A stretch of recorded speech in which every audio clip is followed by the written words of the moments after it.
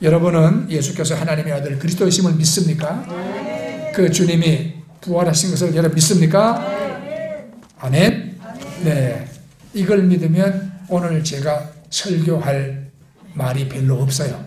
그죠? 다 믿는 여러분한테 또 뭔 이야기를 또 하겠습니까만은, 그러나 오늘은 이 부활이 우리에게 어떤 의미인가 하는 것을 말씀드리기를 원합니다. 네. 네. 오늘 우리 강단에 아주 꽃이 풍성하죠. 네, 꽃동산을 이루었습니다. 지난 겨울 추웠죠. 땅이 얼었죠. 나무는 잎을 다 떨구고, 그리고 맨몸으로 찬바람을 맞고 서 있었죠. 그러나 자, 봄비가 내리고 봄바람이 불고 나무에는 물이 오르고 꽃에는 꽃이 피고 이제 온 세상에 생명의 기운이 여러분 가득합니다. 여러분들에게도 여러분 이 생명의 기운이 가득히 채워지기를 예수 이름으로 축복합니다. 네, 하나님이 주시는 생명의 기운, 우리를 살리는 하나님의 생명의 기운이 여러분과 이 교회에 넘치기를 저는 바랍니다. 영국에서 활동한 유명한 유대교의 랍비 휴고 그린이라는 분이 있었습니다. 이분이 2차 세계대전 때 온 가족이 그 유대인 집단 수용소에 끌려가가지고 아주 뼈아픈 고난을 당했습니다. 그 수용소에서 그 어머니는 살아남았어. 이 그린이라는 분하고 어머니는 살아남았는데 10살 된 동생은 아우슈비츠 가스실에서 죽임을 당했고, 아버지는 막 독일이 항복하고 해방된 지 며칠 뒤에 사망을 하셨어요. 그 그린이라는 분은 과거 자신이 겪었던 아우슈비츠 수용소의 체험담을 잡지에 글로 써서 기고를 했는데 이런 내용이 있습니다.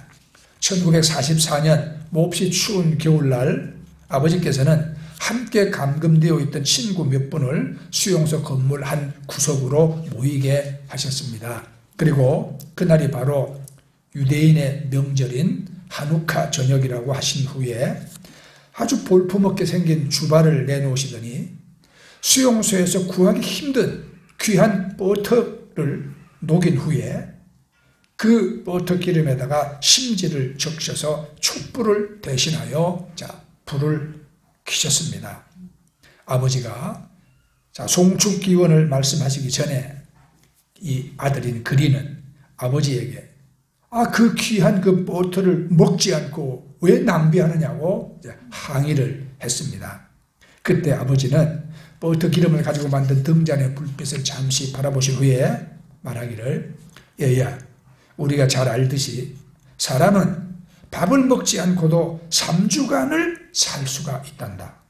그리고 우리는 한때 물을 먹지 않고도 3일 동안이나 살아 있었지 않느냐. 그러나 사람은 희망이 없이는 하루도 살 수가 없단다. 그렇게 말했어요. 여러분, 자살하는 사람들이 왜 자살합니까? 절망하고 희망이 없기 때문이에요. 네. 여기 꽃 속에서 거미가 한 마리 나와가지고 자꾸 나에게 들러붙는다. 부활절 날 이걸 죽일 수도 없고. 네. 자, 여러분, 우리 인간은 어떤 절망적인 환경 가운데서도 희망을 찾아 몸부림치는 존재입니다. 사람은 가슴 속에 희망이 있으면 어떤 역경과 고난도 헤쳐나갈 수가 있어요. 네. 우리 예수 그리스도의 부활하심은 우리 인류와 저와 여러분에게 여러분 영원한 희망을 주신 사건입니다. 자, 그래서 이제 오늘 우리가 성경에 나온 이 주의 부활에 대한 것을 우리가 다시 한번 쫙 정리를 한번 되새겨 봅시다. 이 땅에 오신 예수님께서는 회개하라 천국이 가까우니라 그렇게 외치셨죠. 그리고는 죄인을 다 용서하시고, 나는 이 땅에 의인을 구하러 온 게 아니다, 죄인을 불러서 구원하러 왔다, 그렇게 말씀했거든요. 그러면서 건강한 사람에게는 의원이 뭐가 필요하냐, 병들고 고통을 당하는 사람에게 의원이 필요하지, 그렇게 말씀하시거든요. 그래서 예수님은 이 땅에 그냥 죄인들을 용서하시고 병든 자를 고쳐주시고 귀신 들린 사람의 귀신을 내쫓으시고 그 다음에 죽은 자도 살려주시고 그러면서 사람들에게 희망을 주셨어요. 그러니까 그 당시 로마 제국의 압제하에 다 억압당하고 뺏기고, 그리고 이러한 세상에 우리가 살아봐야 수고와 고통밖에 더 있겠냐, 이렇게 절망하는 그 수많은 사람들에게 예수님은 희망을 주셨어요. 그러니까 절망에 처했던 수많은 사람들이 예수님께로 모여들었습니다. 이 초자연적인 권능을 행하신단 말이에요. 그리고 그 하나님의 진리를 말씀하심으로 예수님의 인기가 아주 그냥 이스라엘을 진동했습니다. 그냥 슈퍼스타가 나타난 거예요. 그런데 그 당시 예수님을 따르는 제자들은 자기들이 예수님께 선택받았다는 그 자긍심이 대단했어요. 그리고 이제 이 예수님 따라다니면 앞으로 한자리 하겠다는 희망에 부풀어 있었습니다. 그들은 이제 곧 이 초자연적인 능력을 행하시는 예수님으로 말미암아 이스라엘이 로마로부터 독립이 되고 성경 예언대로 메시아의 왕국이 될 것으로 생각했거든요. 이런 기대를 갖고 그들은 열심히 예수님을 따라다녔습니다. 그런데 3년이 지난 후에 순식간에 너무 어이없게도 예수님의 죽음이 눈앞에 다가왔어요. 이거 너무 기막힌 사건입니다. 제자들은 예수님께서 죽으실 것을 말씀하시자 너무나 큰 충격을 받았죠. 크게 실망한 고른 유다는 실망이 분노와 배신으로 변했어요. 그래서 예수님을 제사장들에게 예수님 저 사람이 예수라고 죽이라고 은삼점장 받고 팔아넘겼습니다. 예수님께서는 힘이 없고 능력이 없어서 죽으신 게 아닙니다. 그렇죠? 예, 그렇게 십자가에서 죽으라 하는 것이 하나님의 계획이고 뜻이기 때문에 온 세상 죄를 다 짊어지시고 죄 없으신 분이 묵묵히 털 깎는 자 앞에서 잠잠한 어린 양처럼 그렇게 십자가를 지시고 죽음의 길로 가셨던 겁니다.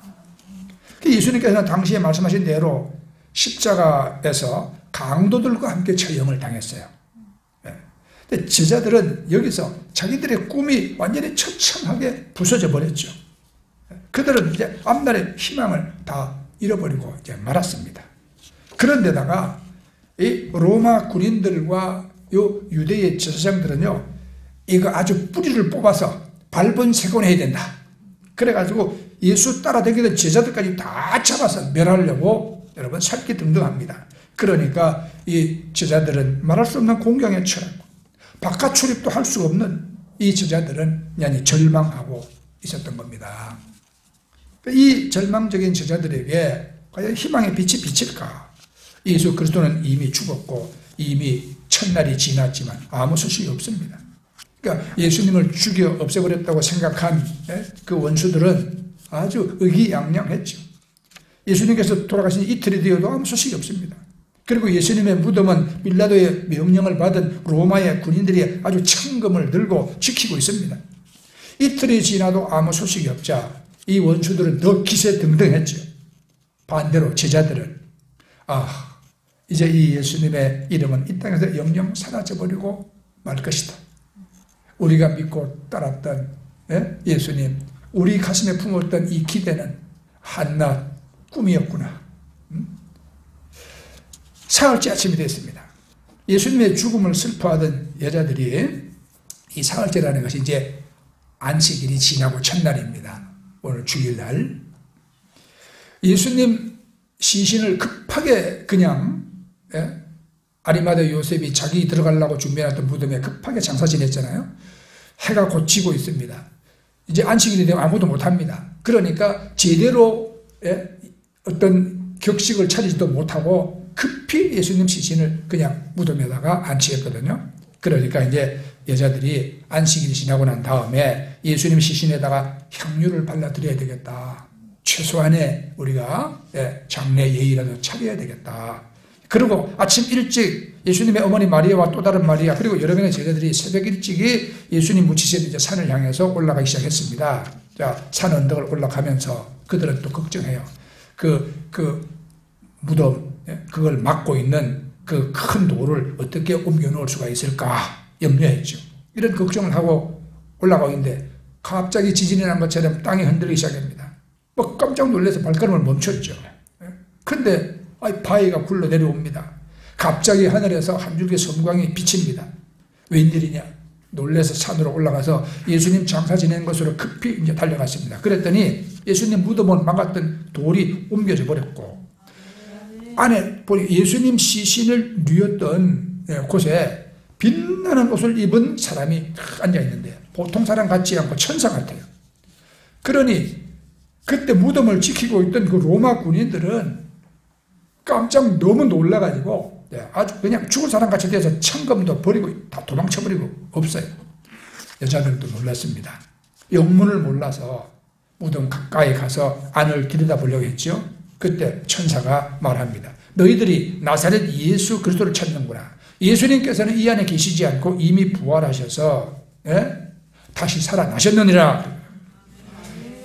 여자들이 그 안을 들여다보니까 무덤은 비어 있습니다. 이 여자들이 너무나 기쁘고 놀라서 그 길로 막 뛰어서 이제 돌아왔습니다. 그러니까 제일 젊은 막달라 마리아가 있는 힘을 다해 뛰어서 베드로와 요한이 있는 집으로 가고, 다른 여자들은 또 다른 제자들이 있는 곳으로 이 소식을 알리기 위해서 막 뛰어갔습니다. 막달라 마리아가 베드로와 요한에게 말하니까 베드로와 요한도 무덤을 향해서 이제 뛰었죠. 여러분, 베드로와 요한 둘 중에 누가 더 젊을까요? 그렇죠. 요한이 더 젊어요. 요한이 베드로보다 젊기 때문에 앞서서 뛰었습니다. 무덤가에 와서는, 그런데 무덤가에 또 왔는데 이게 겁이 나는 거야. 들어가지 않고 쭈뼛쭈뼛 들여다보고 있죠. 그런데 베드로는 용감해. 무덤 안으로 곧장 들어갔습니다. 가보니까 과연 예수님이 누우셨던 자리 시신은 없고 수위만 반듯하게 포개져 있습니다. 만일 예수님 시신을 누군가가 훔쳐갔다면 수위를 벗겨서 깨끗하게 포개서 머리맡에 두고 갈 일은 없다고 생각했죠. 베드로와 요한은 예수님의 부활에 대한 기대감을 가지고 이제 집으로 돌아왔습니다. 그럴 때 막달라 마리아는 그 빈 무덤 바깥에서 혼자 앉아서 울고 있었거든요. 그런데 뒤에서 그림자가 비쳤어요. 이 동산지기로 한 마리아가 선생님, 우리 주는 어디다 갖다 놓았습니까? 갖다 놓은 곳을 알려주시면 내가 그 시신을 가져가겠습니다. 그렇게 말했어요. 그런데 그분이 마리아야 하고 부르시는데 그 음성이 자기가 듣던 예수님 음성인 거예요.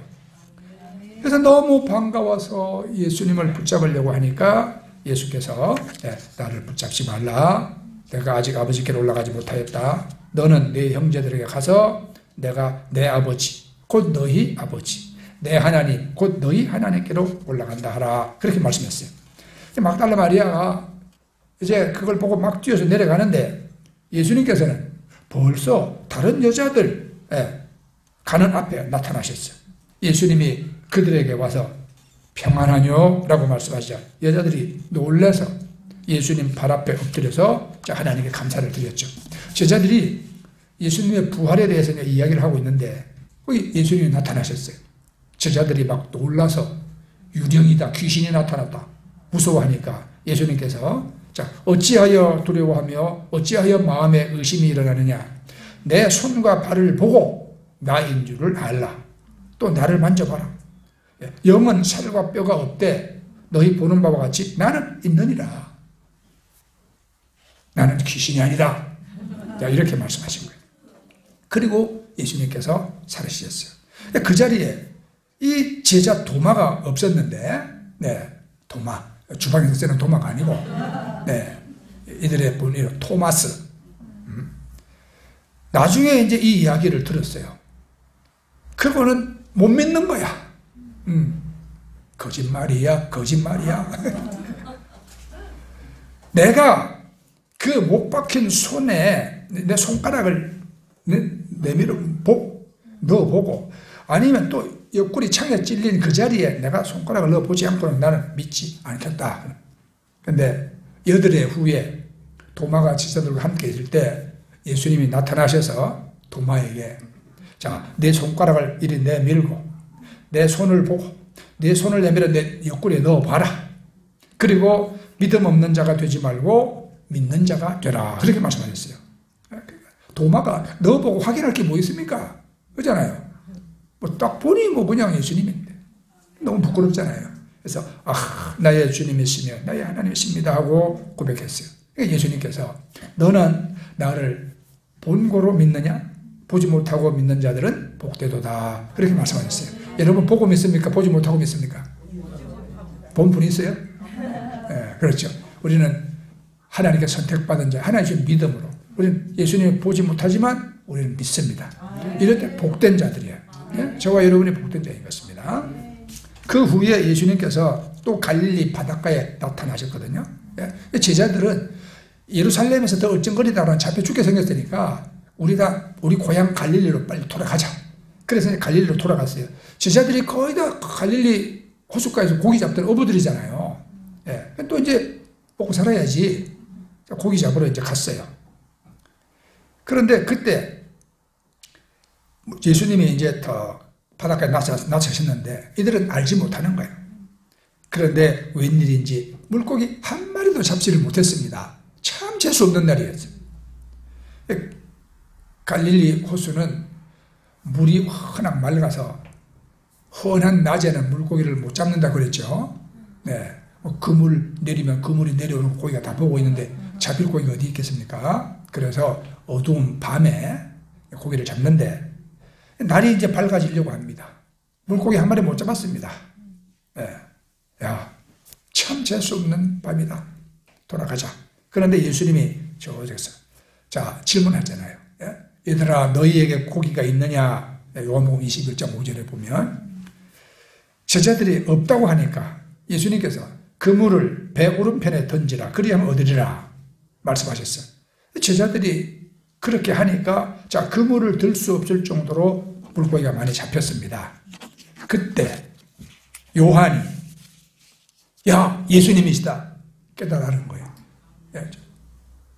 그래서 그 소리를 듣자마자 베드로가 자 옷통을 벗고 그물질을 하다가 옷을 걸치고는 배를 노젓는 게 아니라 물속으로 뛰어들어서 헤엄쳐갖고 예수님께로 갔고 다른 제자들은 자 배와 그물을 끌고 해변가에 나오니까 예수님이 해변에 숯불을 탁 피워놓으시고 그 다음에 빵도 굽고 고기도 구워놓고 기다리고 계신 거예요. 네?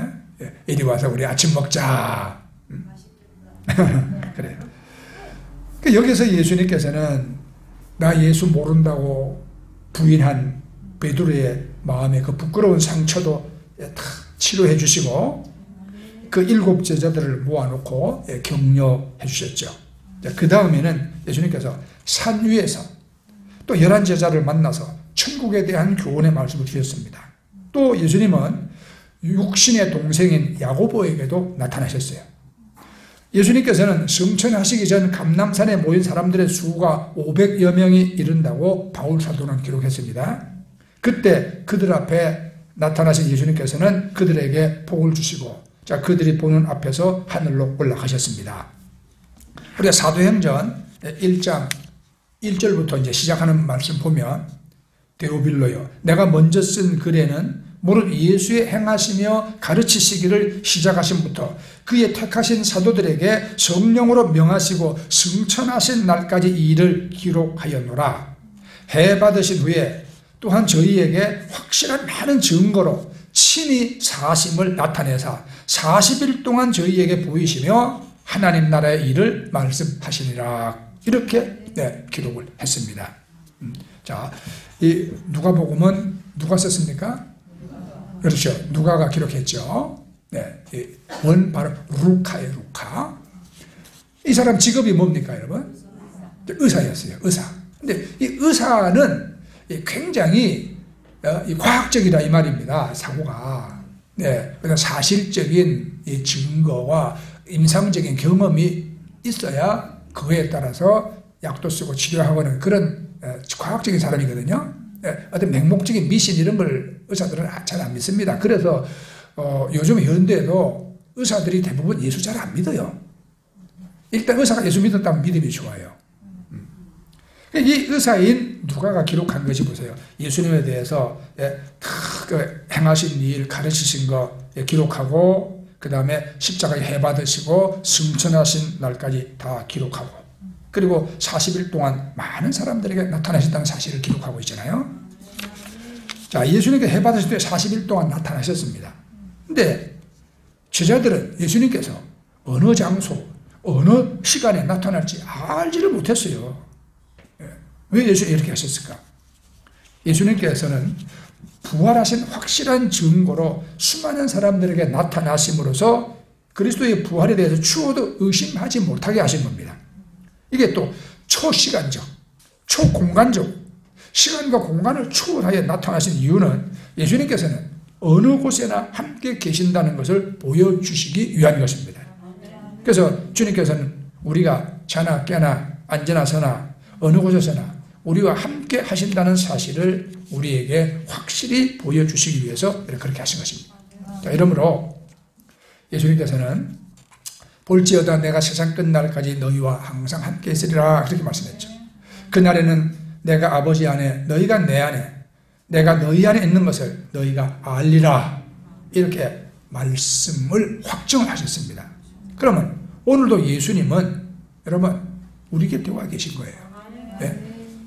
예수님은 이제 육신을 가진 예수님이 아니라 성령으로 거룩하신 하나님의 영 그 성령으로 여러분 믿는 우리들 곁에 와 계시는 것입니다. 그래서 이 성령을 우리는 성령의 보혜사라 그럽니다. 우리를 도우시는 분, 우리를 인도하시는 분, 모르는 걸 가르쳐 주시는 분, 그리고 하나님 앞에서 끊임없이 우리를 위해서 변호해 주시는 분. 네. 그 예수님은 거룩한 보혜사 성령으로 예수를 믿는 우리들에게 함께하는 줄 믿으시기 바랍니다. 네. 그래서 그 성령이 우리를 진리로 생명의 길로 인도하시고 또 우리를 도와주시고 우리가 이 세상의 어떤 역경과 시련과 절망도 이겨나갈 수 있게 해주시는 것입니다. 자, 그러면 이제 이 부활의 현재적인 의미를 우리가 우리 마음에 다시 한번 우리 깨달아 알아야 합니다. 예수님이 죽은 자 가운데서 부활하심으로 죄에서 영원히 우리를 해방시켜줬다는 사실을 우리에게 확정을 시켜주는 겁니다. 우리의 모든 죄, 즉 과거의 죄, 현재의 죄, 미래의 죄뿐 아니라 어머니 뱃속에서부터 이어받은 그 원죄까지도 주님께서 다 짊어지시고 그 죽음이라는 그 감옥에 들어가신 거예요. 예수님께서 그 죽음의 감옥에 들어가신 것은 예수님 당신의 죄값으로 들어간 게 아니라 죄 없으신 분이 여러분과 나 같은 죄인의 그 빚을 대신 청산해 주시기 위해서 들어가신 것입니다. 만일 예수님이 이 죽음으로 이 죽음의 감옥에 들어가셔서 우리의 죄의 빚을 갚지 못하셨다면 그 예수님은 우리의 구원자가 아니고 세상을 구원하는 구세주가 아니죠. 그죠? 여러분 생각해 보세요. 우리 인류 역사에 소위 위인이라고 부르는 사람들도 많습니다. 네. 어떤 심오한 진리를 다 깨우쳤다는 그런 여러분 종교의 지도자들도 참 많았습니다. 그러나 그런 사람들 모두 다 그 죽음이라는 감옥에 들어가서 죄의 빚을 갚지를 못했어요. 살아나지를 못했어요. 그렇죠? 그래서 사람의 관점에서 평가해보면 우리들보다 더 낫고 훌륭한 삶을 살은 위인이고 훌륭한 종교가일 수 있습니다. 그러나 그들도 죄인입니다. 이 세상에 죄 안 짓고 사는 사람이 어디가 있어요? 그렇지 않습니까? 네. 이 자리에서 다른 종교를 내가 폄하하려고 하는 게 아니라 사람은 어떤 종교를 가졌고 어떤 지도의 위치에 올랐든지 간에 여러분 다 죄를 생각하고 뒤로 은밀하게 죄를 지을 수도 있고 모르고 죄 짓고 알고 죄 짓고 그럴 수밖에 없는 것이 우리 인간의 한계입니다. 우리는 죄인이라는 한계를 벗어날 수가 없습니다. 그래서 그들이 어떤 선한 일을 하고 어떻게 죽었든지 간에 그들은 죽음에서 노연하지를 못합니다. 그러나 예수님은 하나님입니다. 죄 없으신 분입니다. 죄 없이 태어났고 죄 짓지 아니하셨고 그래서 그분이 우리의 죄짐을 대신 짊어지시고 대신 죽어주심으로 우리의 죄를 다 여러분 갚아주 청산해 버리신 겁니다. 사흘 만에 그거 다 갖고 부활하신 겁니다. 아멘. 네. 제가 여러분들에게 언젠가 흑산도 아가씨 얘기해 줬잖아요. 네? 이미자가 부른 흑산도 아가씨. 육지가 그리운데 흑산도 이 머나먼 섬에서 벗어날 수 없는 흑산도 아가씨. 그 아가씨는 여러분 흑산도에서 태어나서 흑산도 아가씨가 됐을까요? 노래의 의미는 그게 아니에요. 네. 어떻게 하다가 인생이 어떻게 참 어쩔 수 없이 빚을 지고 그리고 화류계로 갈 수밖에 없어서 애를 써도 빚은 늘어가고 갚을 길이 없고 그러다가 어느 날 흑산도로 팔려가게 돼버린 겁니다. 거기서 그냥 수없이 몰려드는 고깃배들, 그 고기 잡는 선원들을 상대로 술 팔고 웃음 팔고 때로는 몸 팔고 열심히 일을 해서 여러분 돈을 모아도 노연할 수가 없는 거예요. 그 환경에 빠져버리면. 그래서 머나먼 육지를 바라보다가 급게 타버린 흑산도 아가씨 얘기하는 거거든요. 그런데 여러분 생각해 보세요. 또 헤어날 길이 없어. 그런데 만약에 어떤 마음씨 좋은 선주가 한 사람이 이 아가씨 너무 사랑해버렸어. 그래서 어느 날 배를 홀딱 팔아가지고 그냥 그 빚을 다 갚아줘 버렸단 말이야. 너는 빚 갚았다. 너는 이제 종이 아니다. 너는 자유다. 네. 그러면 새 삶을 줘버린 거야. 그죠? 네. 있을 수 있는 이야기야. 있을 수 있는 이야기예요. 남자들은 그렇게 멍청한 짓도 잘해.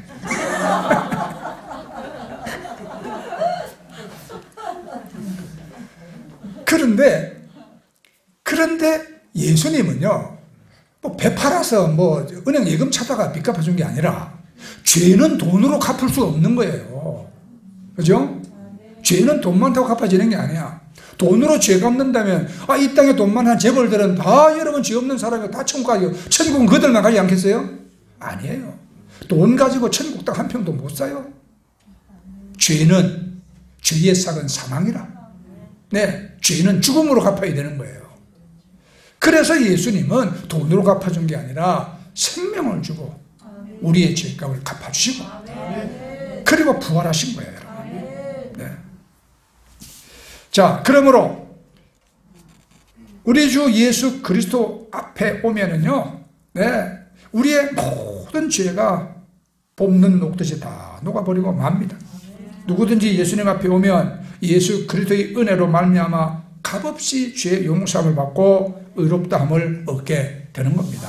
이러므로 예수 그리스도의 부활은 우리에게 죄의 그 채무를 벗어버리고 이제는 의로움의 옷을 받아입어서 하나님 앞에 부끄러움 없이 설 수 있는 확실한 은혜를 우리에게 보여주시는 것입니다. 그렇기 때문에 나타난 예수 그리스도를 구주로 믿고 입으로 우리가 고백할 때 남녀노소 빈부 귀천할 것 없이 모두 구원을 받아서 하나님의 백성이 되어지는 것입니다.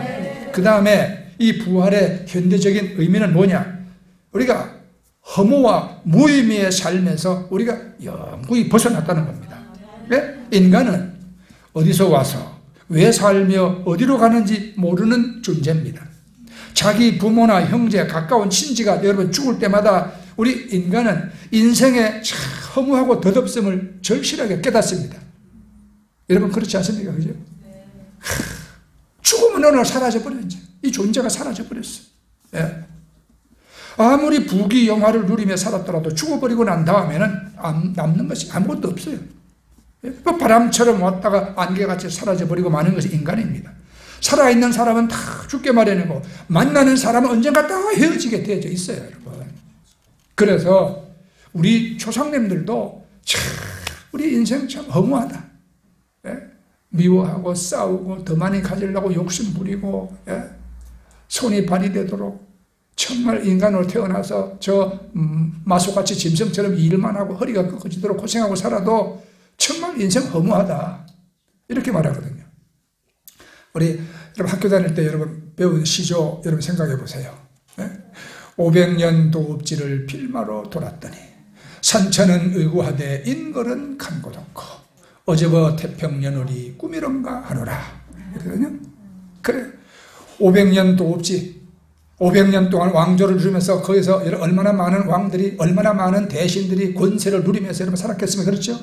그러나 가보니 다 사라지고 없더라 이 말이에요. 황성예태의 밤이 오니 월색만 고요해. 그러니 선천은 여전히 남아있는데 여기서 영화를 누리고 살던 이 인간은 다 어디 갔느냐? 네. 허무하다 이 말이에요. 허무해. 우리 인간은 그렇습니다. 우리 인간이 사는 의미가 무엇이고 가치가 이런 무엇이겠습니까? 우리 다 함께 모여서 웃고 울고 손잡고 가는 것 같지만 실제로 우리 한 사람 한 사람은요 지극히 고독한 존재예요.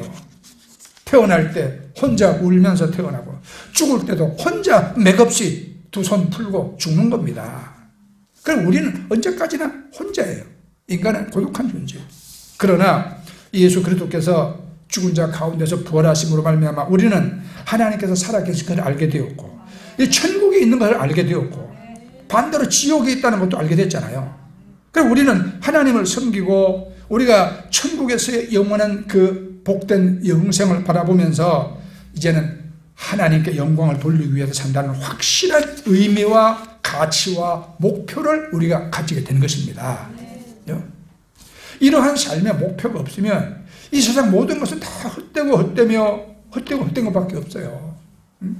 그래서 그 재산이 13조나 되는 넥슨의 김정준 회장이 나이 50 몇 살에 자살해버리고 말잖아요. 돈 많아도 허무하다 이 말이에요. 인생이. 인기와 영화를 누리던 많은 영화배우 탤런트들 자살한 사람 얼마나 많습니까? 최진실은 왜 자살했나요? 그죠? 허무한 거야 인생. 그래서 여러분 우리는 하나님을 모르고 우리가 가야 될 내세를 모르면 인생이 허무한 거예요. 그러니까 노세 젊은 노세 늙어지면 못노나니 하고 살고 싶어도 그런다고 인생이 그렇게 자기 원하는 대로 놀고 사라지나요? 먹고 마시고 사라지나요? 그렇게 해보면 얼마 안 가서 신종불량이 돼버리고 그죠? 어떻게 살겠어요? 인생은 이래도 허무하고 저래도 허무하고 요래도 못 살고 저래도 못 살고 우리가 죄와 죽음의 노예가 돼가지고 불행의 멍에를 메고 이렇게 끌려가면서 사는 거예요. 그런 사람들 다 말이 뭡니까? 죽지 못해서 한다 그러잖아요. 그럼 죽으면 끝납니까? 그래서 살다가 죽으면 어디 가요? 지옥 가서 더 불행하고 더 끔찍한 고통을 당하는데 사람들은 그걸 알지 못하니까 이 땅에서 인생은 허무하다. 뭐 있냐? 이 타령을 하고 사는 거죠. 그러니까 우리는 하나님의 계심을 알고 하나님 우리가 주시는 천국을 알잖아요. 네. 그런데 이 땅에 우리가 사는 동안에 우리 삶에 이제는 의미가 있는 겁니다. 가치가 있는 겁니다. 우리가 자고 깨고 먹고 마시고 일하는 모든 것이 다 의미가 있는 거예요. 왜냐하면 우리가 이것을 통해서 우리가 하나님께 영광을 돌리고 하나님의 뜻을 이루기 위해서 살고 우리가 궁극적으로 하나님의 나라에 들어간다는 걸 알기 때문이거든요. 이걸 모르면 세상 모든 것을 다 소유해도 아무 소용이 없습니다. 사람이 온 천하를 다 얻고도 자기 목숨 하나 잃으면 무엇이 유익하겠습니까? 사람이 자기 목숨을 무엇과 바꾸겠습니까? 종국적으로 우리 모든 삶의 목적이 예수 믿고 하나님께 영광 돌리는데 있지 아니하고 부귀영화나 인간의 욕심 거기에 우리 인생의 목적을 둔다면 이것은 결국은 종국에 가서 무의미해지고 마는 거예요. 허무해지고 마는 겁니다. 따라서 이 부활신앙이 우리에게 영구한 삶의 의미와 가치를 제공해 주는 것입니다. 그리고 예수님은 부활은 이 죽음을 영원히 깨뜨린 걸 증명합니다. 예수님께서 이 세상에 육신으로 오셔서 사람을 대표해서 죽으셨다가 부활하심으로 우리 인간에게 영원한 생명이 있다는 것을 보여주셨습니다. 그 때문에 예수님께서는 나는 부활이요 생명이니 나를 믿는 자는 죽어도 살겠고 무릇 살아서 나를 믿는 자는 영원히 죽지 아니하리라 말씀했거든요. 우리는 예수 그리스도 안에서 이 사망을 영원히 정복했기 때문에 영원한 생명에 대한 확신을 가지고 살아야 합니다. 이 세상에 여러분 종교가 많지만 어떤 종교에도 부활이 없어요. 그 이유는 모든 종교는 인간의 소원으로 만든 것이기 때문입니다. 오직 우리 기독교만이 죄사함이 있고 부활이 있습니다. 이건 죄사함이라는 은혜가 있고 부활이라는 생명이 있습니다. 네. 다른 종교에는 죄사함 없어요. 죄 없애려면 자기가 노력해야 돼요. 속세의 인연 다 끊고 먹물 옷 입고 빡빡 깎고 산중으로 떠나야 돼. 평생 그래서 여러분 살며 그래도 죄짐을 벗냐? 그들의 가르침에 구원이 없어요. 그죠? 우리는 하나님이 우리 죄를 용서해 주신단 말이에요. 왜? 예수님이 대신 죽어서 청산해 주셨기 때문에. 예. 그리고 다시 사셨기 때문에 또 생명이라는 것이 있는 거예요, 여러분. 그래서 자, 예수님만이 부활을 통해서 우리 죄를 다 청산하시고 우리가 왜 살아야 되냐? 어디로 가야 되느냐? 우리 삶의 의미를 확립시켜 주셨고 영생에 대한 소망을 우리에게 채워 주신 것입니다. 그러므로 예수 그리스도 통해서 이제 우리의 절망은 사라지고 없습니다. 예수 그리스도 안에서 내가 왜 사냐? 삶의 무의미가 없습니다. 예. 죽음에 대한 두려움도 없습니다. 예. 하나님 영광 위해서 살다가 죽으면 우리 천국 가는 거예요. 그렇죠? 천국의 영생이 우리 것이 되었습니다. 하나님이 우리 아버지가 되었습니다.